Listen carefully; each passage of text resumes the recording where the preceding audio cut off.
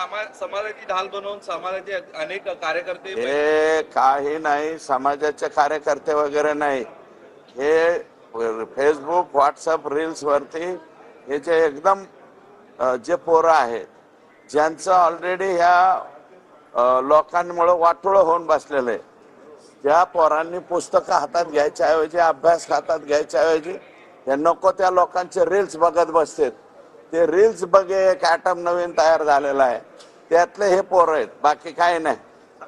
चाल 100%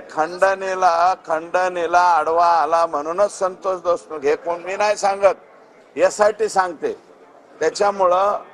हे जे SIT सांगते ना, ते SIT खरं बोलेल ना, आम्ही काही बी बोलू पॉलिटिशियन, पण SIT काय म्हणते, रिमांड